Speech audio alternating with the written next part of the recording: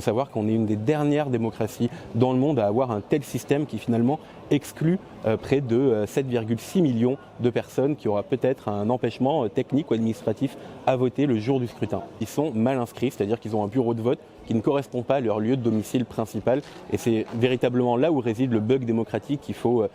régler. Ce n'est pas qu'un détail technique, c'est un enjeu véritablement politique et qui n'est pas sans lien avec l'abstention puisqu'on estime qu'être mal inscrit, c'est avoir 3 fois plus de chances de s'abstenir. À voter, c'est une ONG de défense des droits civiques et du progrès démocratique qui a été créée le 28 juin 2021, donc au lendemain du second tour des élections départementales et régionales, et qui s'est mobilisée toute l'année sur la question de la mal-inscription sur les listes électorales pour encourager finalement les 7,6 millions de citoyens qui sont considérés comme mal inscrits, donc pour les encourager à vérifier leur inscription sur les listes et éventuellement changer leur information d'inscription sur les listes électorales. Tout au long de l'année, À voter a mené 4 campagnes, 3 campagnes numériques avec différents partenaires en coalition avec Meta, Ouest France, 20 minutes, Tinder ou Alexa, et une campagne sur le terrain en organisant du porte-à-porte dans des résidences de jeunes travailleurs en partenariat avec l'association pour le logement des jeunes travailleurs pour engager une conversation avec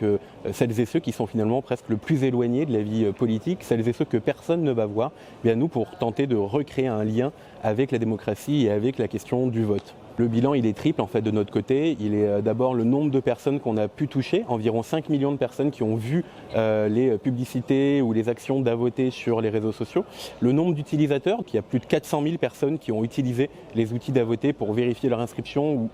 ou entamer des démarches de changement d'inscription sur les listes électorales. Et après le nombre de retombées presse, qui est un outil pour nous important pour rappeler que c'est un bug démocratique et qu'il serait assez facile de le résoudre. Il y avait un des freins qui était la plateforme en elle-même qui n'est pas conçue finalement pour avoir des pics de connexion trop forts au même moment, ce qui est problématique parce qu'on a été nombreux à travailler sur la question de la mal-inscription et donc potentiellement à ramener beaucoup de trafic sur les différentes plateformes du gouvernement. Et donc nous, ce qu'on propose, c'est d'en finir avec ce type de plateforme, tout simplement parce qu'on propose d'en finir avec la question de l'inscription sur les listes électorales, c'est-à-dire de la rendre automatique comme dans beaucoup de pays dans le monde. C'est en fait un véritable enjeu qui se cache derrière la mal-inscription, c'est de se dire finalement, et peu importe le gouvernement au pouvoir, mais se dire que l'État ne fait pas le travail depuis plus de 40 ans. Il y a eu des avancées, notamment en 2016, et une loi qui a décalé la date limite d'inscription, qui était avant au 31 décembre, et qui là s'est décalée jusqu'à 6 semaines avant le scrutin, ce qui est un plus, parce qu'on sait que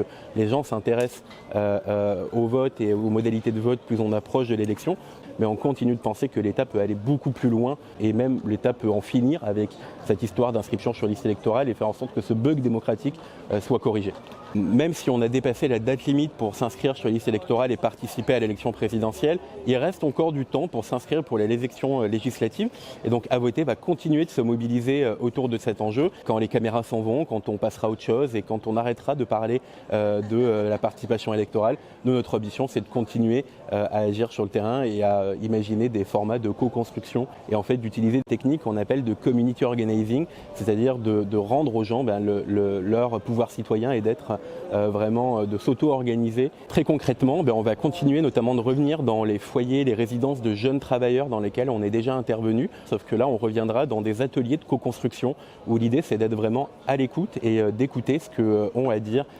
ces jeunes entre 18 et 30 ans pour améliorer notre système démocratique et ensuite de porter ces idées et d'en faire vraiment des actions d'influence auprès des décideurs économiques et politiques pour changer les règles du jeu démocratique et avoir une démocratie qui permet à toutes et tous de s'engager pleinement.